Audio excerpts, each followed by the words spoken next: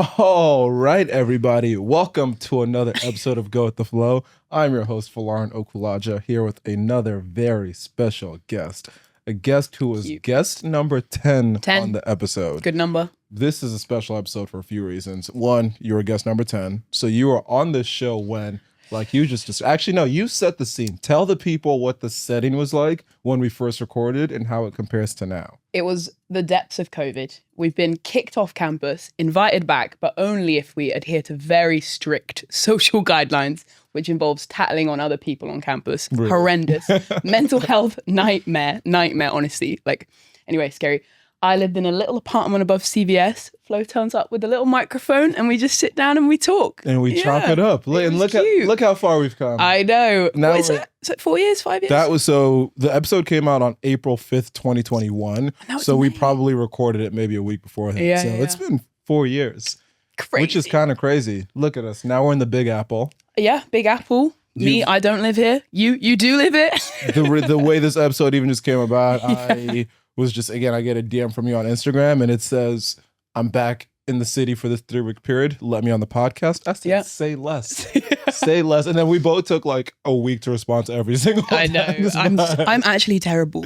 Actually terrible. Yeah. It's really bad behavior. And even right now, I've got like 100 messages sitting on my phone. Just use your brain for a second and answer them. I don't know why I do that. Text. I'm so sorry.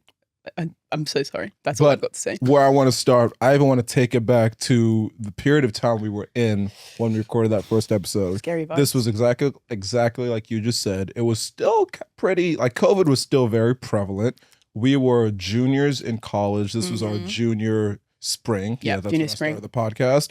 And we had been let back on campus, but there were all these guidelines in place. You had just become elected officer of your eating club. Just set the scene and as far as try to transport back into that point in time. What was life like? Just try to set the scene for people.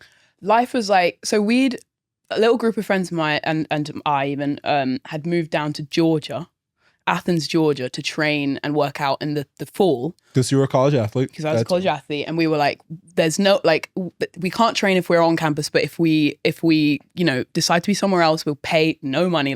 We paid very little to stay in basically a little hippie commune down in Athens, Georgia, where of course UGA, COVID didn't exist to these people.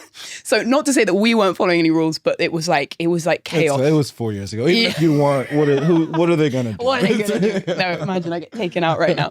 But yeah, so we came back to campus in the spring, and having gone from that we literally had our own kingdom down in Athens to campus. If you even speak to that person and you're within a meter, you're gonna be, kicked off campus. Almost getting honor coded.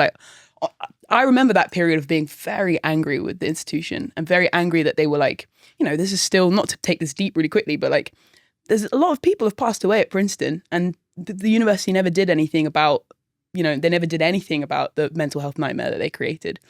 And you got to say it's still having some reverberations if this is still affecting people. Sorry. I was like, damn. But it was. But it was, right? It was right. Yeah. You're right. And it's just because it's such a beautiful place in general. I loved my experience at Princeton, and it's sad that that little brief moment felt really sad. But then you have people like you who have created brilliant things from it. So I try, and then even taking a step back from Princeton, because I was just having this conversation, just that whole stretch of COVID affecting our college experiences and affecting our lives. It's still I remember I was at a dinner in a packed restaurant, and I looked up and I was like, the fact that just 4 short years ago, we were in a place where social distancing, you're wearing masks. You didn't know if we would ever actually come back to living this regular life again.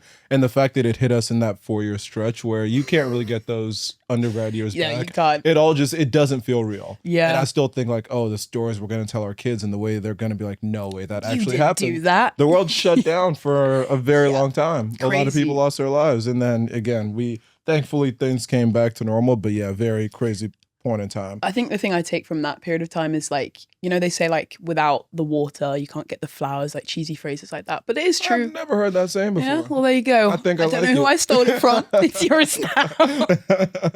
But okay, so right after college you went to Sri Lanka for a year. Pretty much. So sort of. I went back to the UK because I was gonna use 2 years of eligibility that I still had because of COVID to go to Wake Forest, but that fell through. Oh, I didn't know you were supposed to go to Wake Forest. Yeah, it was just they didn't have money for me, so I was like, well, I'm not paying a hell of money to go, even though I would have loved to keep throwing. Yeah.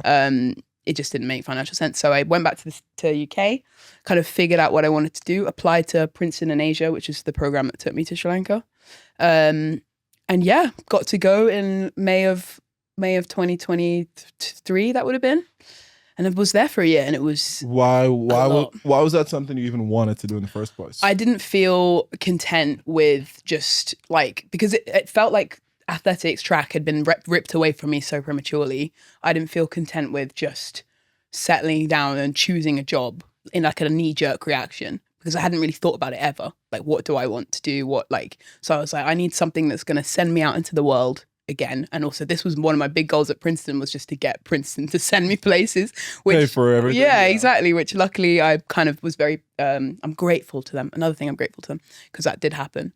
And yeah, then it was in Sri Lanka, posted up in Sri Lanka for a year, which was, it had its ups and downs. It's a beautiful country. If you get the chance to go, you got beaches, you got mountains, you got historical artifacts, you got everything you ever could want. Tea plantations. Lots of tea. Yeah, it's a beautiful place. Talk to me more about, you said there were ups and downs, which I'd imagine. You were there for a long time. The longest I've ever spent in one location that wasn't home was my 9 weeks in Kenya for my freshman summer. But again, that's just 9 weeks. Was that in Impala? Impala, yes. I think I was meant to go there. Yeah, we did speak about that. Yeah, we did. Yeah.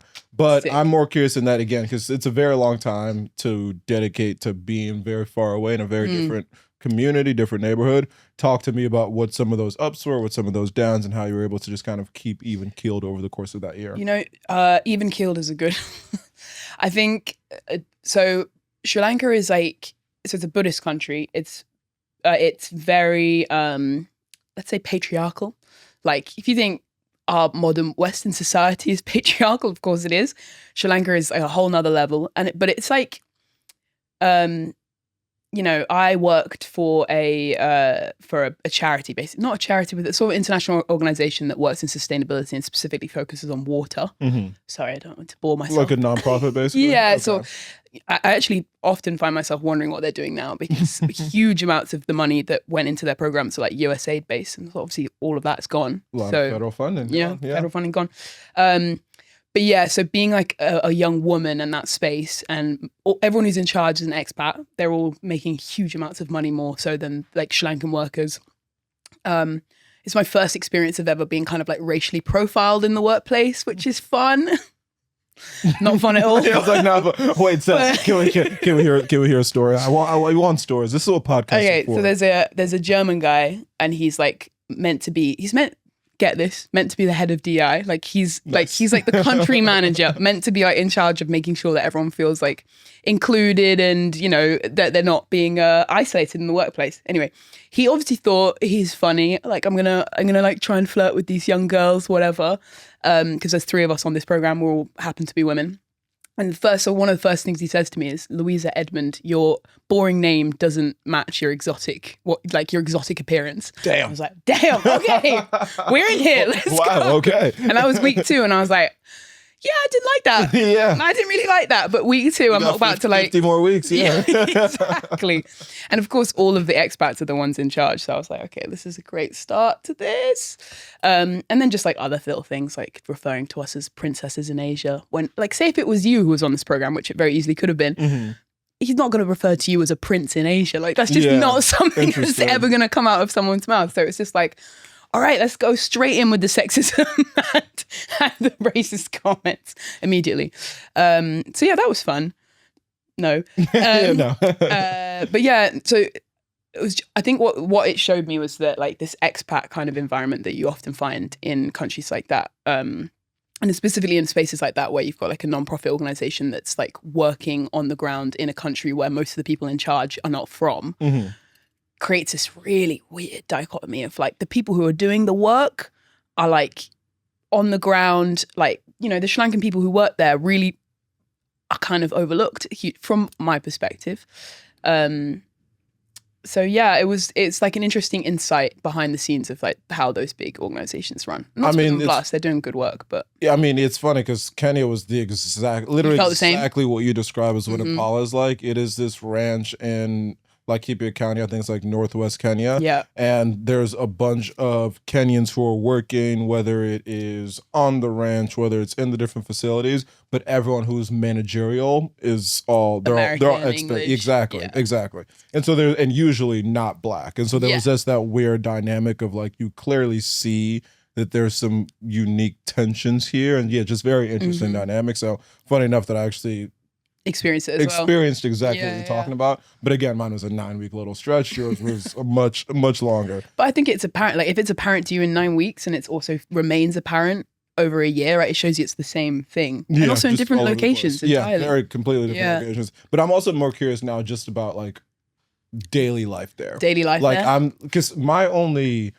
I've lived in New York now for 3 years after graduation. This is such city. Yes, but also we've become so accustomed to thinking that this is the way everybody lives their lives and operates, and they're all part of this corporate rat race, blah, blah, blah. Yeah. And so I'm just curious more so like, what is the day-to-day like? What are people prioritizing? Just speak generally to what Sri Lankan life was like. So I lived with a lady who's got like a relationship with the organization, who's like hosts people like me who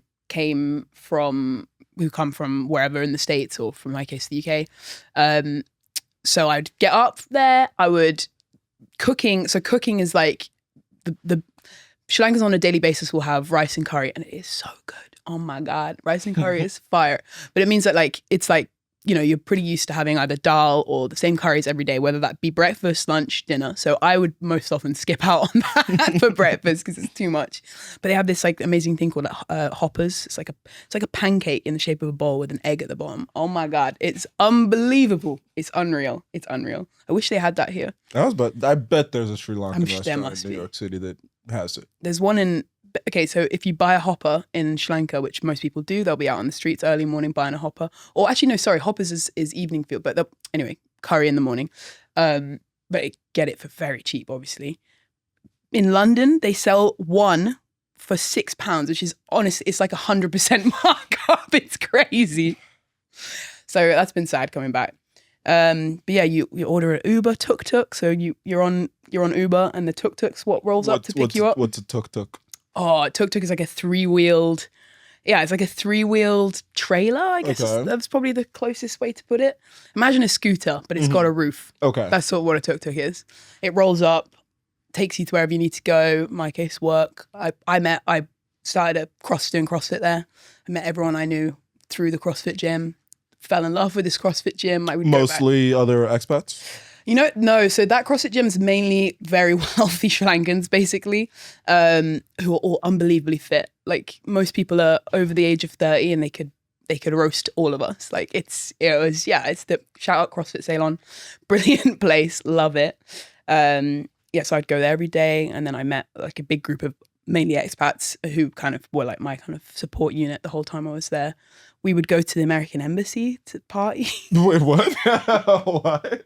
Which they just have parties at the embassy? They have like, it's still like a once a month mixer, but they have this like compound there. And that was like where, like, that was like probably the closest thing to, honestly, it often reminded me of like a Cannon basement. Okay. Yeah, because outside of that, what was nightlife, social life like, if there was any? Mainly bars. Like, if you really want nightlife, social life, you gotta, like, on the weekends, we'd often, this is hugely privileged thing to say, we'd often go down south to where the beaches are. And that's mainly where like the nightlife is.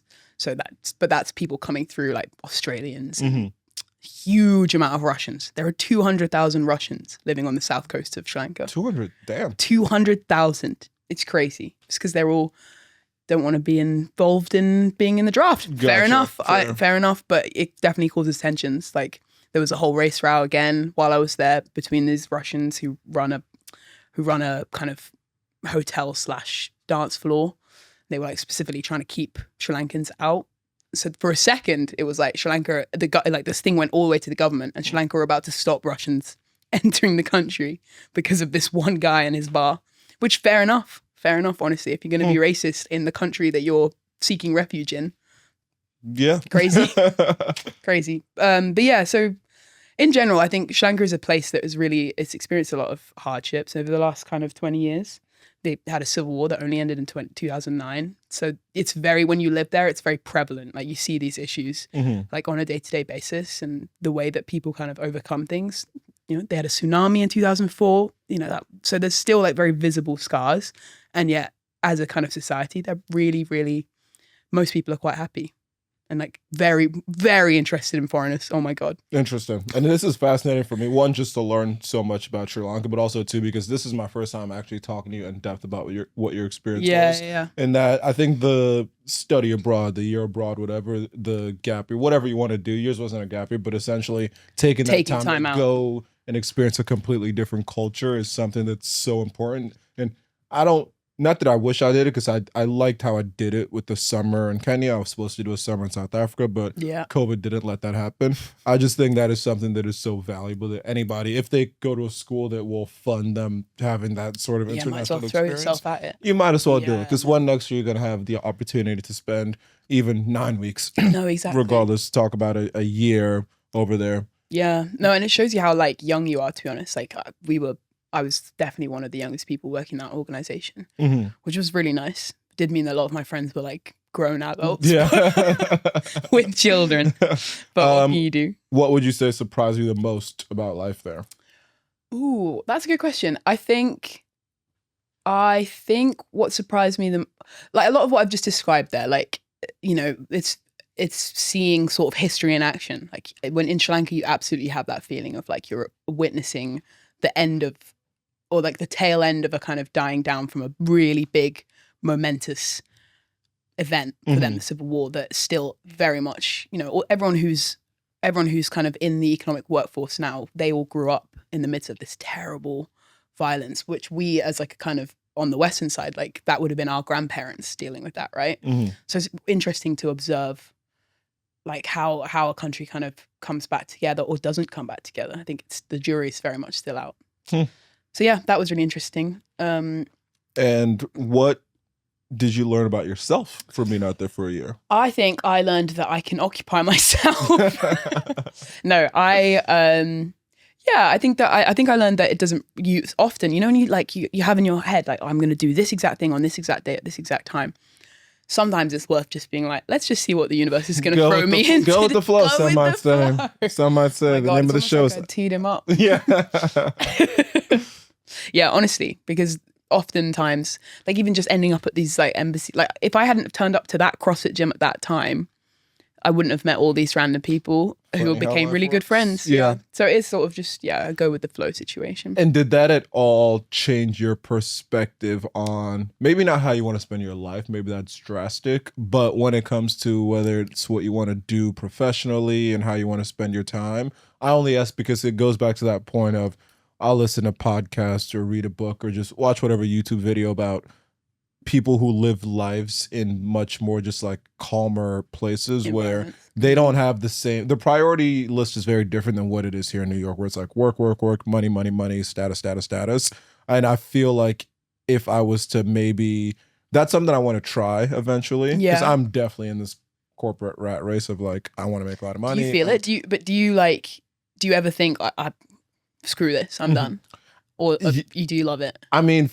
So I left Goldman to try, so I went to a startup. But again, that's still like in a way, you are still trying to build something to make a lot of money and go down that whole path. But I'm talking even like, say, fuck it, move to, I don't know, random beach town in whatever place and just kind of chill out and live a much more chill life. I could see you doing that at some point. I could see myself doing that too. Like it's such a...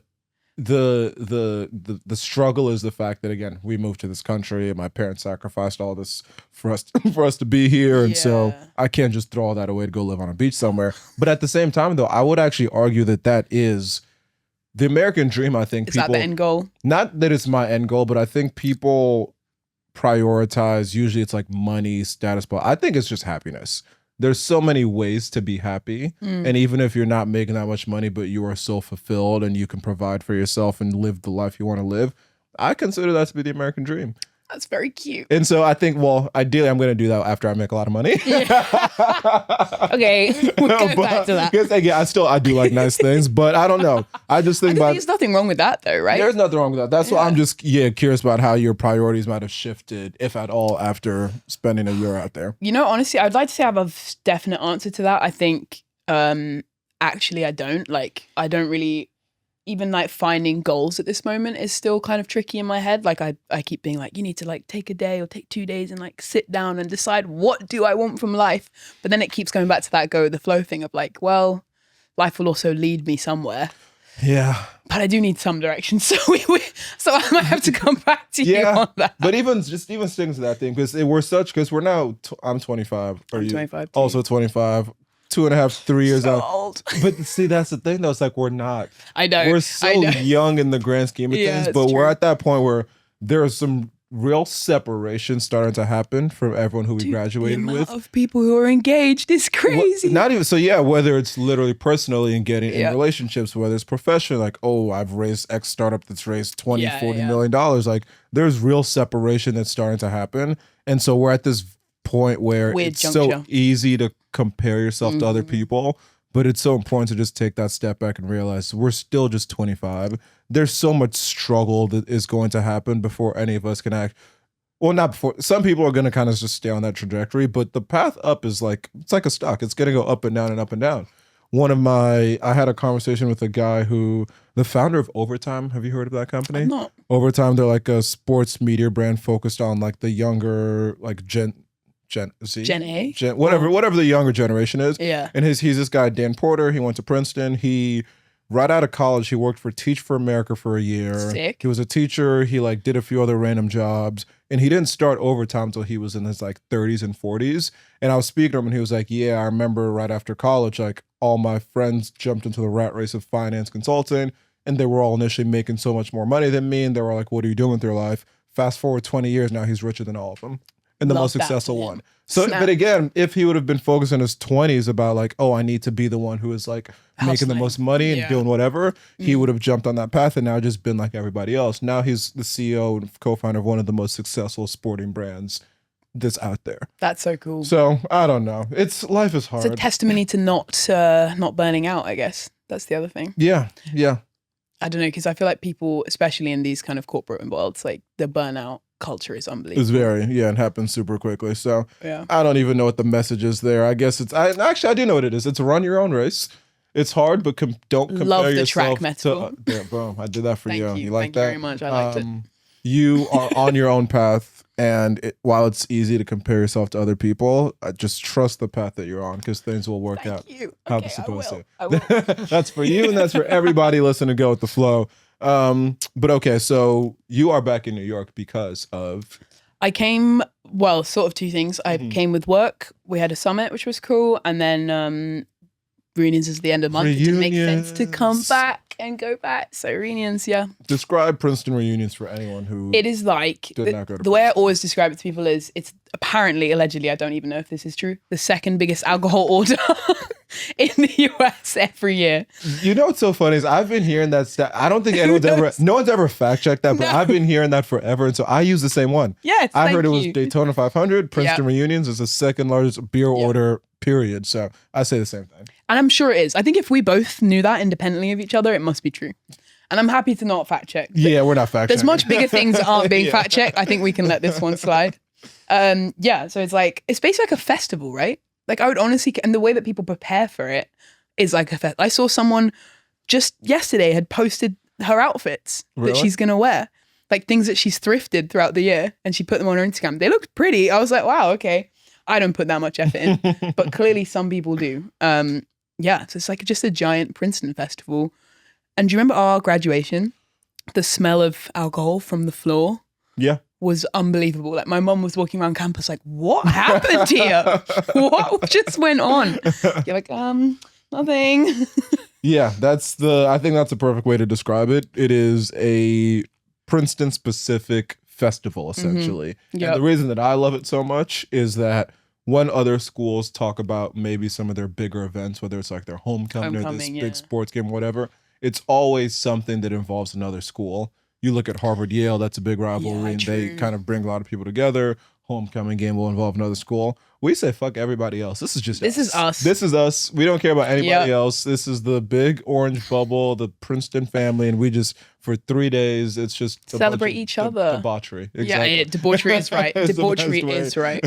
The only night that I remember being wilder than the 3 nights of reunions every year is the night we were all kicked off campus in 2020. Ah, what a time. That was an insane March 12th. I will remember the date. I remember someone throwing a couch out of a window. Yeah, exactly. In I forget the name of the courtyard, but that was again another one of those periods of time that just doesn't feel real. It's crazy. But that was a fun. I also distinctly remember that day. It was like packs of like wild beasts just roaming around the campus. And I remember when I was moving out, someone had left a Svedka bottle with the sign. I have the picture on my phone. I'll try to find it. It said something along the lines of, the world might be ending, take one more shot because you never know what's coming. Something just like very dire.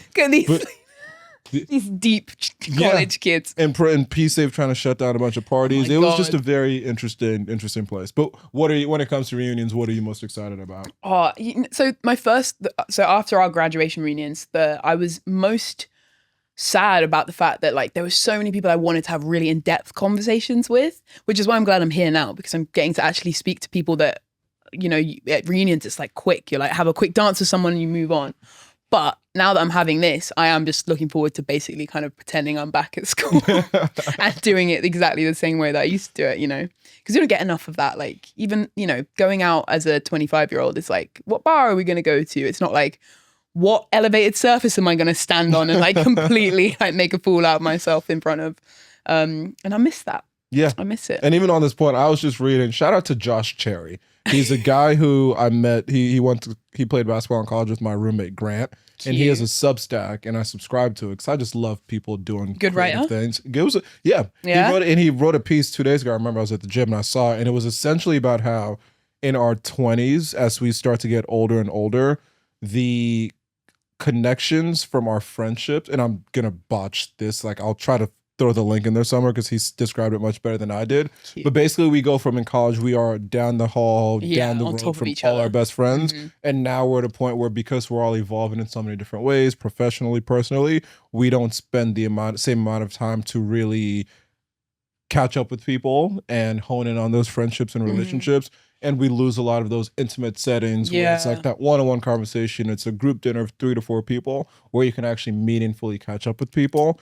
And it might be the case because, you know, you're in New York, if you work so hard and you're always working, you might only have like a Friday night to go out. Yeah, exactly. And when you do that, you're just going to go drink. Yeah. And so just basically the importance of reaching out to people to connect one-on-one. And so I like that you mentioned that with reunions, you're also looking forward to doing that a little bit more. So then my question is basically in the last 3 years since graduation, how good of a job do you think you've done at like keeping up with people, maintaining friendships? I think so I was lucky at Princeton in that like I arrived on campus and had a ready-made family in the track team. And so there's people I speak to on like a very regular basis from the team because it kind of literally did feel like family, and you know, those connections won't go.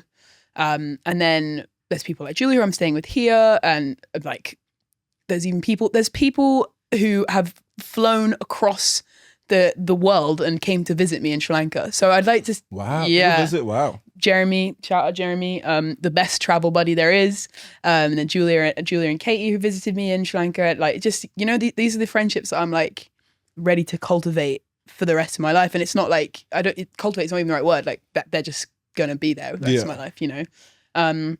But then I also I had a lot of friends at Princeton, and there's definitely people who I wish I could see and hang out with more, but just, you know, time, distance, it does make things difficult. But that's why it's important to, like, if you are in situ, to hop on these connections and like make sure you see people, right? Yeah, which is why I'm so glad you reached out to me, because I don't know if I would have known you were in the city.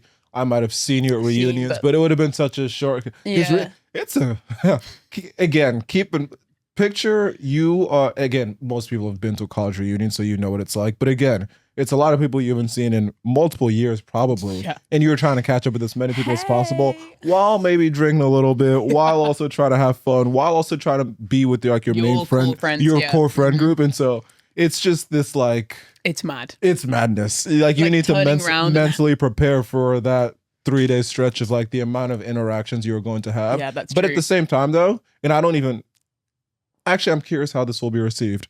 There are a lot of people where I kind of like that that's the interaction. It's the quick, like, couple minute. You're happy to say like, that's it? That's all we need. Because we're not going to sit down and do this. No. But at the same time, I don't never want to see you again. Yeah. And so it's that perfect balance of, okay, we're in the same space. We're going to catch up for 5 to 10 minutes.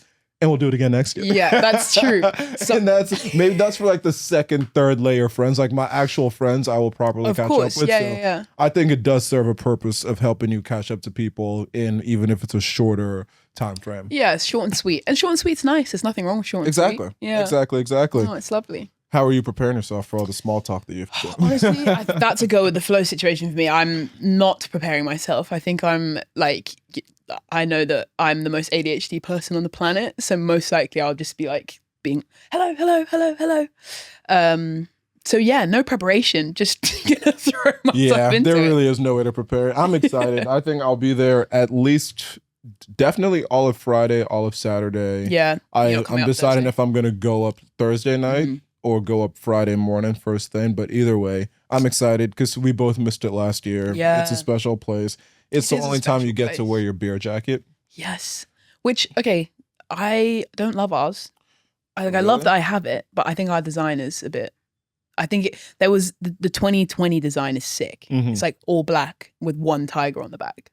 So I don't know. I actually do. Do you like it? I do like our jacket. There was a design that I remember voting for, and I was like, ride or die for this design, and I will never let it go. Such a small petty thing, but yeah, we wear it once. Literally, I haven't worn it in 2 years because Crazy. I haven't. Mine's still dirty. I noticed the other day. I was like, okay, this has still got mud on it. That's disgusting. How have you been keeping yourself occupied in New York City? What you been up to? So I had some work stuff to do the first few days, and then I went down to DC to see Julia, who was one of the people that visited me in Sri Lanka, which was lovely. And see her in DC? In DC, and then I hopped back up. Actually, mad thing happened. A really mad thing happened. While I was waiting in Penn Station to get on the tube, I'm watching the Arsenal game, wearing my Arsenal shirt, and we were losing to PSG, who I hope they win the Champions League, because if they don't, it's not worth it. Anyway, that's a side point. So I'm trying to watch the game in the basement dungeon of Penn Station, sorry. This man, really dapper man, comes up, and he must be in his 60s, wearing these really nice glasses, red glasses, and like a beret. And he comes up and he shows me on his phone, I'm watching the game too, because he sees that I'm wearing an Arsenal shirt. And so he sits down next to me and we're just having a chat about Arsenal, whatever. And then we move on to like, oh, what do you do? What do you do? And he's like, oh, I work for Reuters. I'm like, oh, I work for The Athletic. And he's like, so we're sort of, journalism, whatever. And then he's like, yeah, cool. So let's like catch up. Let's like stay in contact. So I have to run off to my train. I sit down, I look up this man's name. He won a Pulitzer Prize 3 days before we had this conversation. Oh, wow. 3 days before. So I was like, okay, I'm going to hit him up. This is sick. Those are New York things. Right? The most random, the maddest conversations. Thing. Even for me, I'd mentioned I'm starting this lifestyle brand. And there's this one brand called Siegelman Stables. Oh, yeah. Cool name. Have you heard of the brand? No. So that's the thing I love about this brand is like, they're not the most popular, they're like a household name that everyone knows them, but it's like if you know, you know. Yeah. Like all the biggest, like a lot of celebrities and athletes are always wearing the brand. I think they're like 3 or 4 years old and they've really popped off. And so it's a brand that I've always been like this. Admiring. I've admired the brand and the fact that I'm starting my own brand. I'm like, this is one that it's kind of a blueprint. And it was actually it's like a month and a half ago at this point, but I just recorded a podcast on a Sunday morning. I just became a member of Soho House, and so I was like, oh, let me go spend some time there. I was literally back and forth, like, do I go to Soho House? Do I go home? I'm like, let me just go to Soho House. So I walk up, and I go, and I start eating food, and I look up, and I'm like, it's the founder of the brand. That's crazy. I was like, what are the odds that this dude Max is just right there? And so I was like, I tried to time it so I wasn't like intruding, but I walked up to him, and I was like, dude, love your brand, big fan. He like gave me his phone number, and like, he gave me someone to email to like set up a meeting, but like I need to follow up with that guy. But even just like that random fact of randomly meeting that person. This guy, his brand has been on my, like, again, I'm literally on their Instagram like every day, and then I meet him in person. Dude, that's a manifestation thing. Crazy. And then I ran into him at Lifetime and FiDi like a month later. So actually, I'm gonna text him right after this is your sign. I'm gonna cut out the middleman because the guy he tried to facilitate is just taking his time. So I will literally text go him straight to the source. So it's just funny, life. And I used to believe in coincidences, but I don't anymore. Do you believe in manifestation though? Is that something you've ever thought about? Oh my goodness, I am the biggest. Your thoughts become things, and manifest. Like I write everything in my journal. The amount of things where I plan to accomplish a lot in this life. And I'll just be able to point back at the journal and have the entry date and be like, I wrote it down here and I said it was going to happen. Yeah. Look, I truly, truly do. That's awesome. Oh, do you believe in manifestation? I honestly do. I think I need to practice it more. But yeah, I think, and the fact that you're journaling is also great.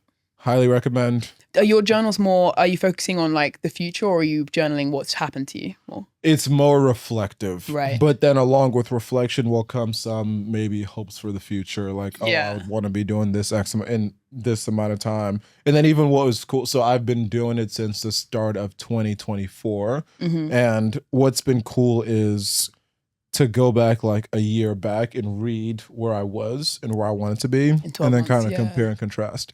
Have you noticed anything big? Nothing big. I would definitely just say moving in the direction that I want to be moving. So for instance, last year was me trying to leave my job at Goldman. Right. And I did leave it. And just trying to, again, get myself in a certain direction career-wise. Mm-hmm. So that was a big one. Whether it's like the podcast, this brand, whether it's like relationships and dating, there's just so much in there that it's cool to see where my mind was at that time. And then it's also so important to like journal the day of, because I try to do it every day, but I don't actually do it every day. But I love to, it's tough if you try to do it like a couple days later, because like you're not feeling those same raw emotions about certain things. So when there are certain things that elicit emotions out of me, it's like, no, let me go write about this so I can truly capture everything. It's so true about emotions on the day, right? Like the things that like really pained me the day before could be so dull the next day. Yeah. But it's so hard to like in the moment to be like, it's actually not a big deal. Like this won't be hurting you tomorrow. Yeah. Use this as your sign of journal. Thank you. I'll send you the journal that I use. Yeah. It's one that you have to write like 3 things you're thankful for. You write like one. Oh. So it's like a manifestation. Yeah, kind of. And then there's like a free journaling section. Love it. Yeah. Honestly, dash it my way. Yeah. But okay, now spending some time on you moving back to London. What was that transition like from Sri Lanka to back to big metropolitan city? Honestly, I've actually found the moving to London to be one of the harder things, in that like it's where I'm like the UK is where I'm from, but I'm not from London, you know? So like being in London is like, it's still like an entirely new city. Like I've obviously as a child would go there every now and again, but we'd always be doing like something, like we'd be there to watch The Lion King or something like that. You know, there was some reason that we were there, or like usually a track thing. So moving there, it's been like this big, it feels like just as much an adventure as moving to Sri Lanka was, even though it's like an hour away from home. Interesting. And I'm so lucky because there's people I knew from Princeton who lived there. Shout out Alex Williams, Joe Wolfen. Like there's some amazing, What, Joe Wolfen? Another crazy small world situation. When I went to London last mid-June, it was a solo trip, but I knew people there. But I was there, so doing my own thing, staying by myself. I went and I got dinner by myself, and I was at a restaurant where I was seated outside. It was such a calm, very cool restaurant. Do you remember where it was? No, but it's in my belly, so I can go find it. But I was literally sitting, eating outside. There was a family to my left that turned out to be Americans. I was chatting with them.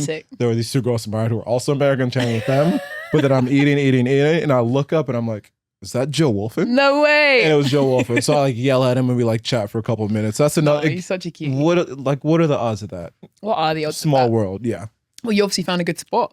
I did. He was hanging around. Yeah, it was right. It was like a cool area. It was right by the ALD store. That was maybe you're in Soho. Shoreditch. Oh, Soho, nice. Soho, okay. I think Soho, London. Posh end. Soho, yeah. I mean, it was a cool little Asian restaurant. Yeah, I'll figure out the name. So yeah, basically, I don't believe in coincidences. Things just happen for a reason. Well, there you go. Clearly, mash up with Joe Wolfen. What a legend. Yeah, so it's definitely been like it's been its own learning curve. Like London is. It's it's a big city. It's New York, but much more kind of villagey. Or at least I don't know. Maybe you feel that New York is villagey, and that like different places you go have their own feel. Yeah, each neighborhood has its own vibe. Yeah. This is probably something that I would learn. But like London, it's like stark in that you can really see like you're in a new place, and the city looks completely different to like 2 minutes ago when you were walking. So yeah, it's been fun just to explore by myself. I also work odd days, so like I have time, like, so for today, for example, Thursdays, Fridays are my weekends. So like often on a Thursday it's like, all right, what adventure am I finding by myself like today? So it's been getting to know what I can go up and like what adventures I can get into by myself, which is quite fun. Thursday and Fridays so you work those are my weekends. Saturday and Sunday? Mm-hmm. How come? So because I do work in like on sports, right? So there'll be games on the weekend, so there always has to be someone watching the games and ready to respond to like the pieces that the journalists are writing as the game goes on. So it's like it's a lot of fun, and it just caused me to go out and experience new things. I keep bumping into celebrities. The amount of famous people I've seen is unbelievable. In New York or London? In London. But I did see Meredith Grey. What's her name? Ellen Pompeo. Oh, from Grey's Anatomy. Yeah. She was on the High Line the other day because, of course, I was just wandering around there. I was like, should I speak to this person? But when you catch a vibe from someone like, don't talk to me. Fair. Okay, fine. I won't talk to you. I didn't care about Grey's Anatomy. Do you? Mine was up. I saw Joe Jonas a couple weekends ago. Yeah. And he such a nice guy. I went and I chatted with him. You chatted to him? Of course. You're better at this. I need to just start talking. And I've now said the story 3 podcasts in a row, but I don't care. I think if you see someone who you appreciate their work, you should go up and say something. No. Cute, the Jonas Brothers were the first 2 physical albums I ever bought. No way. I love the Jonas Brothers. And so Joe Jonas was right. I was playing basketball. He was playing pickleball in Brooklyn Bridge. Of course.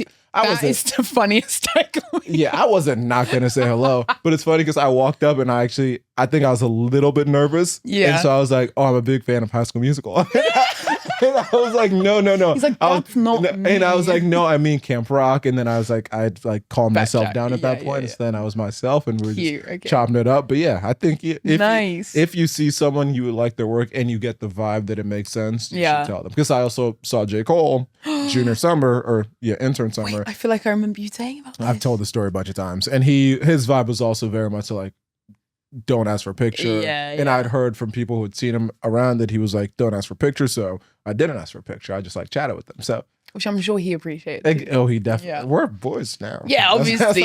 Me and J. Cole. That's my guy. I love J. Cole. Also, just a little thing. The whole like Drake versus Kendrick stuff happened while I was in Sri Lanka. Oh, really? So I was like off on my own, like the only person in this entire country that cares about this, waiting for each song to drop 9 hours ahead of the UK. So I can't even think what I was ahead of California time. Anyway. Crazy. But I'm glad you brought that up because I actually went to the Kendrick and SZA concert. What do you think? Oh no! No, it's not. No. So here's the thing. No. Here's the thing.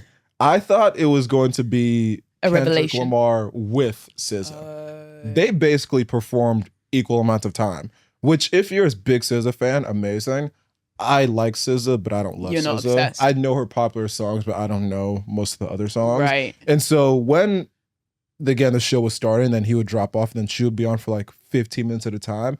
It got to a point where it literally felt like 2 distinct concerts. Really? Because it felt like half the crowd was like there for Kendrick and half the crowd was there for SZA. And I've never felt that much of a distinction in one show. So while it was cool to see him do a lot of the songs, actually, I do have some more complaints. Okay, keep going. Yes, I love it. He didn't do full songs for a lot of the songs, and she did full songs for all her songs.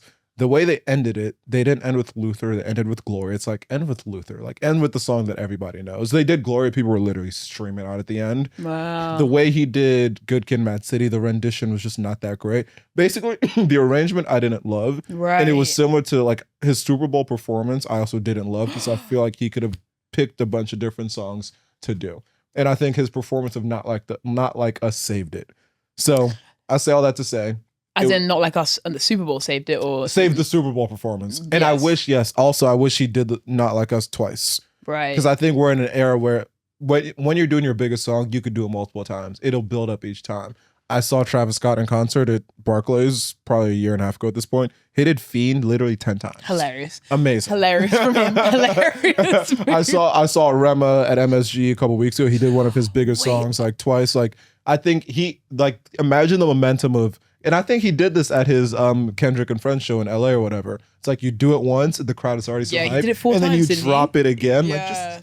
So his arrangement could have been better. But again, good show. But mate, this is the thing with Kendrick. It's almost like a Bob Dylan-esque thing, like where like he's the artist, what he says about his artistry goes, and he doesn't care at all what like we think as an audience. Yeah.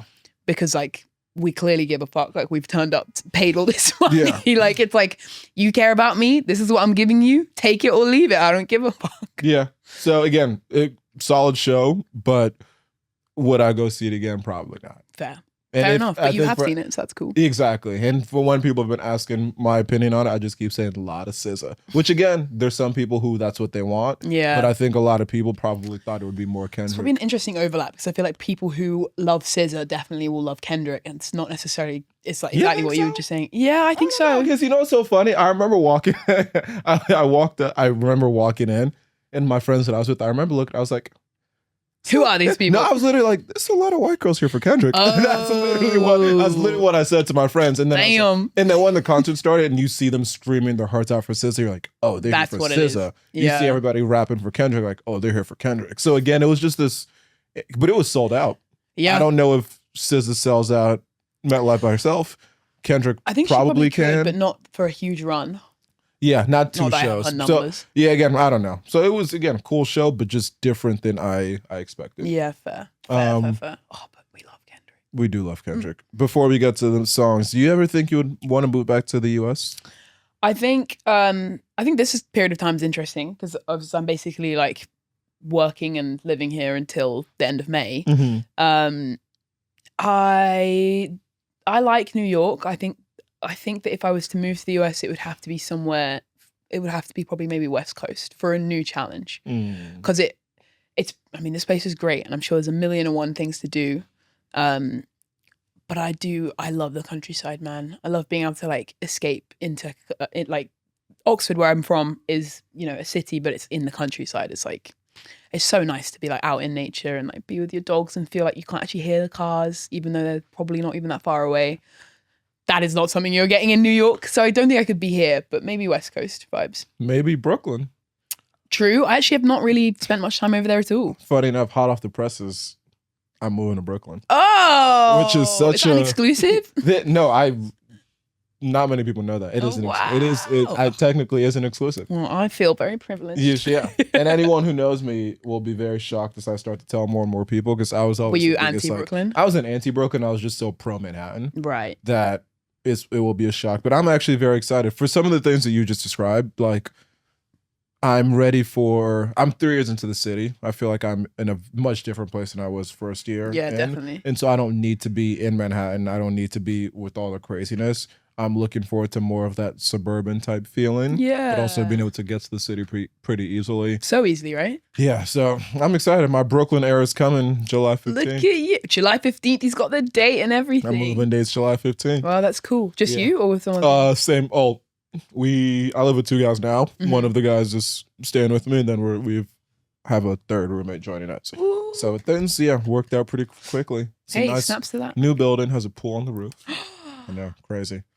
Pool on the roof, a nice gym, great commons. This is what the hustler mentality gets you. I'm excited. I'm excited. But okay, music identity segment, which you didn't do the segment the first time you were No, on. I didn't. Because I started this, I don't even know when I did, but it was some point after you joined. But I have my guests come with 5 songs to describe who they are as a person. I leave it open for interpretation. So please say the song and the reason you chose it. All right, I'm going to do it in chronological order. Amazing. Bob Marley, huge impact on my dad because my dad's from the Caribbean, from Haiti. So when we were growing up, my sister and I, that was the song. Like Bob Marley was who we would listen to when we were hanging out with our dad, specifically Buffalo Soldier. And if you met my dad, you'd be like, yeah, right, this makes sense. Like he's the type of person, and you say any word, and then we somehow get into a spiel about history and like why things are the way they are. So when Buffalo Soldier, it's literally the most it's a poetic telling of enslaved people essentially, and how you end up making culture in a different place. So yeah, I loved that song. And grew up thinking Bob Marley was part of me, even though Haitians are not, Bob Marley, and he's from Jamaica, and Jamaica is much more entwined. There's a much bigger relationship with England, whereas Haiti's relationship was with France.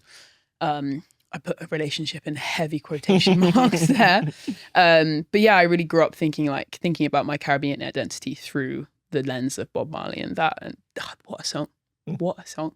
You know it very well? Of course, No? yeah. Okay, Yeah. good, obviously.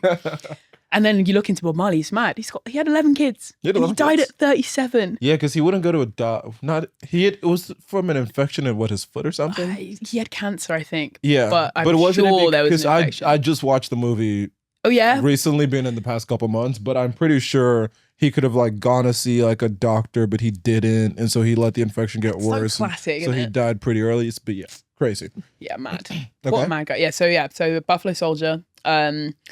Then there was this show. This is the interpretation thing. There was this show in the UK called Horrible Histories. Shout out Horrible Histories. If you know, you know. Unbelievable show. Like, it's one of those things that if you grew up our age in the UK, like everyone was obsessed with this. It's sort of like a better version of SNL for kids that teaches history. Okay, Does that make sense? Okay, better version of SNL for kids that teaches history. Yeah, man, Okay. It was so good. And there's a guy on it. He's still an actor now. He's on. I don't know if you've ever heard of Taskmaster. It's this huge cult hit show. Anyway, it doesn't matter. This guy Matt Bainton, he was one of the key actors in this show, and they would always do a song. And when his songs were fire, and he is like a generational crush. I don't care if you're a girl or a guy. Everyone in the UK had a crush on this guy. He's unbelievable, and he did this song where he's dressed as Charles II. Sorry, that was a huge mistake. Charles II, and it's like a rap song, and it is. What's the guy's name? His name's Matt Bainton. But if you look up Horrible Histories, Charles II rap. That I would sit and I would memorize it. I still know it to this day. I literally showed it to Julie the other day while we were watching TV. It's unbelievable. Wait, how do I spell his last name? Bainton, Baynton. Okay, gotcha. Legend. He's a generational crush. Okay. I commented that on a TikTok the other day and it got like 1,000 likes. Okay, amazing. Yeah, so that's that. Just mad song. Then Loyal Kana, you know of Loyal Kana? No. He is like my favorite human being that exists on this planet.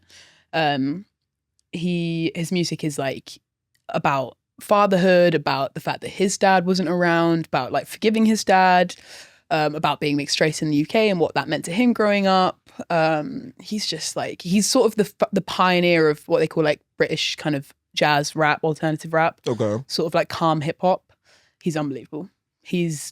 Like I first found his music at the age of 16, and literally since that day, he's been, Spotify Wrapped every year. He's always number 1, 2, or 3. Damn! Wow. Since the age of 16, I love him. He's I got like a new album putting me coming out. onto different Loyal's people. unbelievable. But specifically, so he did a show at the Royal Albert Hall, which is like this this crazy old venue. Was literally built by Queen Victoria, I think, in honor of her husband. Mm-hmm. Anyway, he did a performance there that is now like a full album that you can find on Spotify. It's the song Georgetown from that album. Fire. Okay, amazing. Unbelievable. Yeah. Song number 4. There you go. Song number 4 is. Do you know Olivia Dean? I don't know any of these people. These all British people. Get on British music. Yeah, gee. So Olivia Dean, she is just like, she's like our age. She's got an insane voice. Also mixed. She sings about sings about love and loss, and she's got a song called Carmen, which is all about her grandma coming to the UK, and it talks about specifically like she never got a jubilee like the Queen did, but this woman came to the UK and set up this family. And I think one of the lyrics is literally, she planted a family tree and part of it grew into me. It's just, Olivia Dean is unbelievable. She's everything I aspire to be. No, I'm joking. No, she's great though. And then number finally, 5. do you know ELO, the band Electric Light Orchestra? I don't know any of these people. I'm sorry. I knew Bob Marley. That was it. That's good though. This is good. Put people on stuff. Exactly. You definitely would have heard this song though. It's like, Mr. Blue Sky. Mr. Blue, you get it right. Maybe not. Mr. Blue Sky. Oh, isn't that? It's like an old classic song. Yeah. Oh, yeah. Oh, yeah. Yes. It's so good. Yeah, That it was song- in Guardians of the Galaxy. Yes, it is. 2, I believe. Mhm, Yes. with yes, Groot yes. dancing around at the start. Yep. Yeah, that song. I love Okay. it. It's in like all of my favorite media. Doctor Who as well. Shout out Doctor Who. Yeah, I love it. I love it so much. Amazing. Beautiful. Very well said. Louisa, Thank you. great to see you after literally over I know, 2 years 2 at this point. years. Do you have any final words for the people? Loyal Kana. British music. Since we just talked about it, that's it. Listen to British music. Mine is reach out to your friends. Yeah. Catch up with them in intimate settings. Because now I sound stupid. No, you don't. They're on two different ends of the spectrum, but both are important. Okay. British music, and then also reaching out, maintaining relationships, catching up with friends. Because as we all get older, it becomes harder to be intentional. And so just taking that extra time out of your day to retouch with the people you care about. Cute. It matters. I love that. And looking forward to reunions next week and catching up with a lot of people. Yeah, crazy. Next week already. This is it. Mad. Well, great episode. Glad you reached out. Great to see you. This has been another episode of Go With The Flow. Thank you for listening. Thank you.